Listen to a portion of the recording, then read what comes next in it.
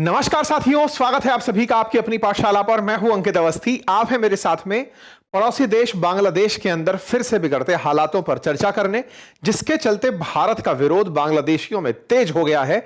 भारत भी गुस्से में वीजा एंट्री बैन कर दिया है। आज के सेशन में जिक्र करेंगे एक अज्ञात व्यक्ति पर उठे उस सवाल की, जिसके चलते बांग्लादेश में टिट फॉर टैट जैसा हो गया।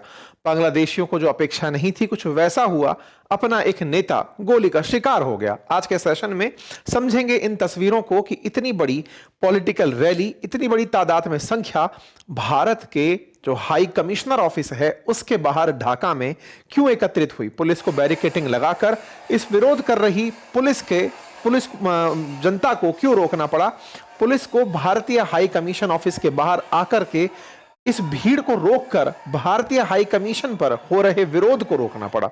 आइए चर्चा करते हैं, बताते हैं कि इतनी बड़ी संख्या में भारत के खिलाफ बांग्लादेश में प्रदर्शन क्यों हो रहे हैं, जिसके चलते भारत को अपना वीजा सेंटर ढाका के अंदर बंद करना पड़ा। इतना ही नहीं, भारत ने बांग्लादेश के जो एनवॉय हैं, भारत के अंदर जो नियुक्त हैं, जो इनके एम्बेसडर हैं, उनको बुला करके, हाई कमिश्नर को बुला करके समन किया।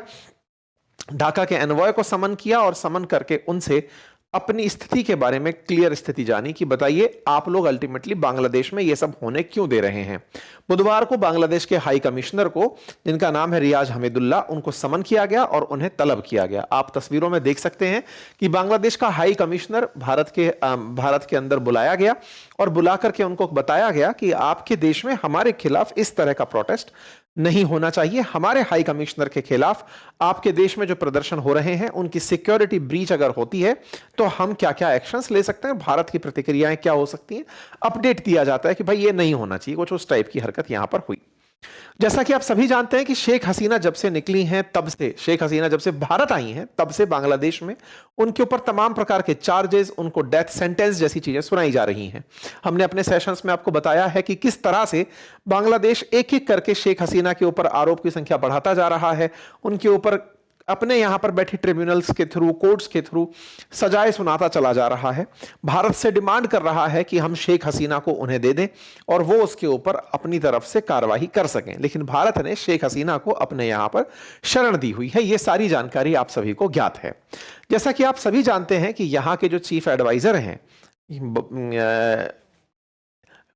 मोहम्मद यूनुस, इन चीफ एडवाइजर ने अपनी प्रॉक्सी सरकार चला रखी है। जब से शेख हसीना भारत आई हैं, अगस्त पिछले साल से, तब से लेकर के ये अपनी सरकार को अभी तक बरकरार रख के चल रहे हैं और ये कहते हुए लोगों को दिलासा दे चल रहे हैं कि मैं इलेक्शन